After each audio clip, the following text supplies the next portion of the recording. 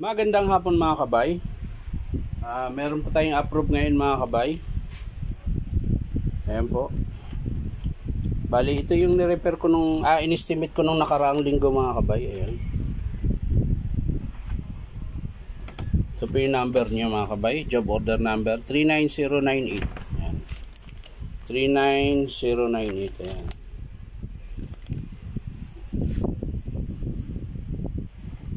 So yan po yung papalitan mga kabay. Ayan po, piston. Ayan, nakakabit na po yung o-ring. Kasi walang stock yung piston seat. Ayan, kaya hiwalay namin, hiwalay na lang yung kinuha. Bali hiwalay yung Conrad, hiwalay yung piston. Ayan. Tapos sleeve, gear cover, tapos cord protector, o-ring. Yan. Pati motor cover. Ito yung in-estimate ko mga kabay, yung module yung sira. Naalala nyo po ba? Ayan. Sira po ito. Kaso lang, yung sabi ng customer, hindi naman daw niya na kailangan yung variable. So, baka daw pwedeng tanggalin na lang. So, ang gagawin natin mga kabay, ire-recta natin yan. Hindi na natin gagamitin to. Pero magpapalit pa rin tayo ng housing kasi basag. So yan mga kabay, samahan nyo po ako. So yan mga kabay, natanggal ko na. Ayan.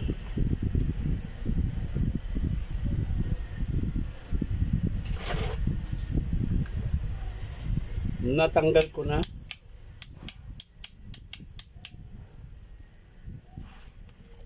So tanggalin na natin yung housing niya sa gear case. Ayan. Para mapalitan na mga kabay.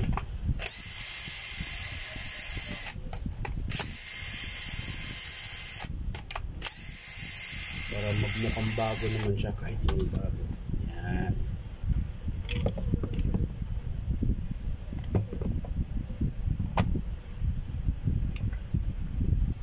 So gagawin natin mga kabay, punas-punas ulit. Ayan. Gawin natin yung seal niya muna.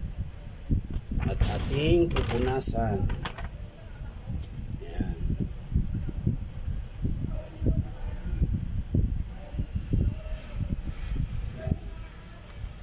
Tapos punas-punas. Ayan. Bago natin ilagay yung bago. Ayan mga kabay. Ito po yung bago mga kabay. Seal muna pala. Muntik na makalimutan na. Ayan. Seal muna. Bago yung gear case.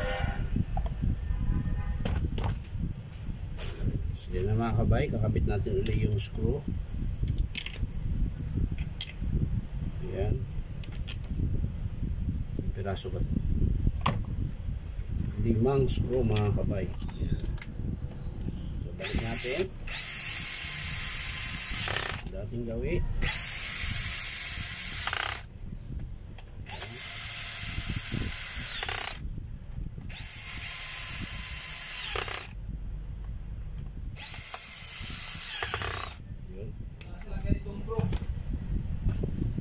So yan ang mga kabay, nakabit ko na po yung cord protector. Ayan. Pati yung gear case nakabit ko na.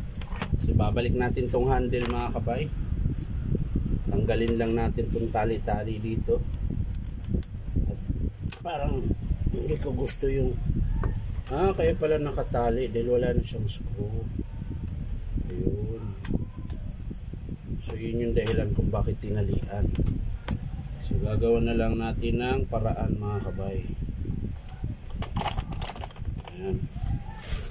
Ikakabit natin mga kabay.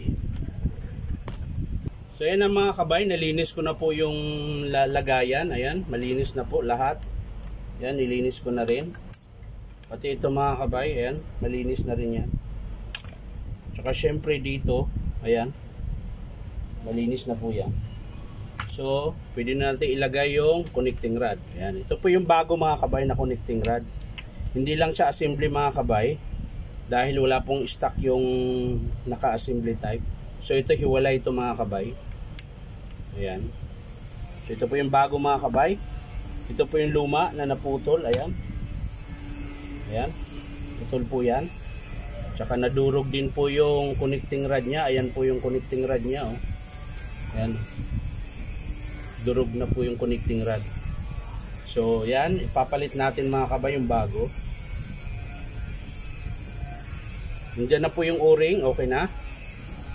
Yung sa striker niya mga kabay, papalitan din natin yung o-ring. Ayan po. Ito po yung bagong o-ring na striker. Sa striker. Eh. So kakabit natin mga kabay. Ayan. So okay na yan. Dito naman po sa ano ng tawag nito. Sa may bead piece, ayan po. Tuklap po yung o-ring niya. So papalitan din po natin yan ng bago. Ayan.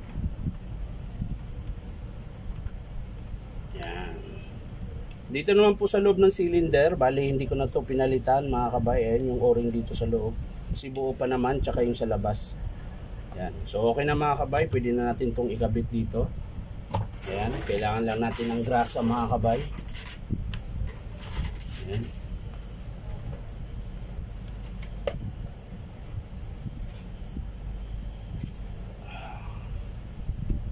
Ayan mga kabay, lalagyan na natin ng grasa dito. Tapos ito din po mga kabay. Ayan. Bago natin ilagay dito sa loob mga kabay. Ayan.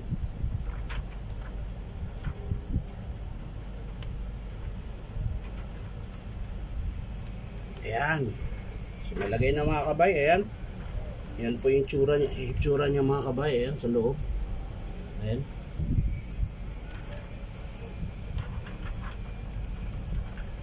So ang next niyan mga kabay, ito, lalagay na natin yung cylinder mga kabay. Ayan. Ang paglalagay niyan mga kabay, ganyan po. Ayan. Yung tenga niya mga kabay, papasok yan dito sa loob. Ayan.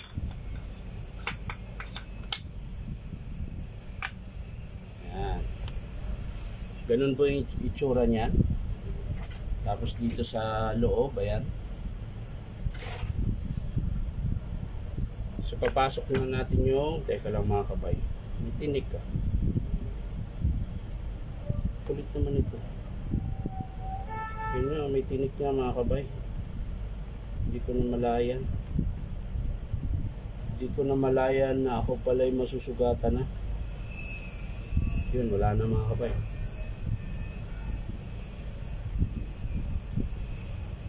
Lalagyan din natin ng grasa mga kabay yung dulo. Ayan. Bago natin ilagay yung striker. Lalagyan natin dito. Tapos syempre yung striker mga kabay. Ayan. Ito po yung may bilog. Ayan. Yan po yung tatama dun sa bala. So ang lagay niyan mga kabay ay pagayan. Ganyan. Lagyan lang natin ng grasa konti ito mga kabay. Pinaka-o-ring niya. Yan. Tapos tulak mo lang. Yun. Tapos grasa uli mga kabay. Yan. Grasa uli. Yan. Tapos saka natin ilagay ito mga kabay. Ayan. Ganun po ang paglalagay niyan mga kabay. Yun, pumasok na mga kabay. Ayan. Tapos saka natin sasara muna ito. Ayan. Sandali isa. Hoy, magpakita ka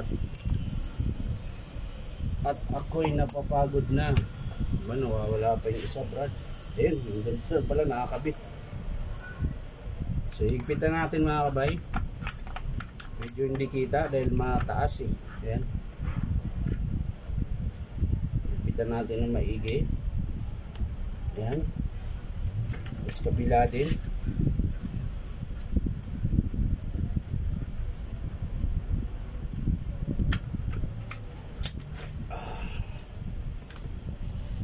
So yan po mga kabay, nakabit ko na.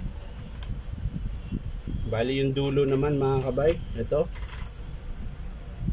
Lagyan din natin ng grasa mga kabay. Konti lang. Ayan. Tapos saka natin lagay yung cup niya, ayan. May o-ring. Ayan. Tapos yung bead piece mga kabay, ito yung bead piece. Lagyan din natin ng grasa.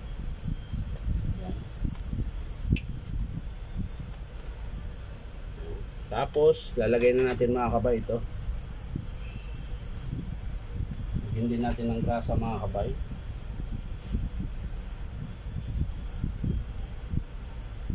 Ayan. Tapos tulak. Ayan. Ayan. Ganun po yung tsura niyan mga kabayan. Siyempre, huwag kalimutan ito. Yun po yung stopper mga kabay. Dito po yan. Nalalagay. Yan. Tapos, syempre, grasa ulit.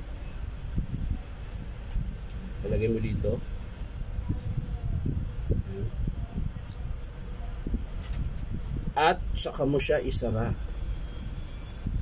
Yun. Ayos na mga kabay.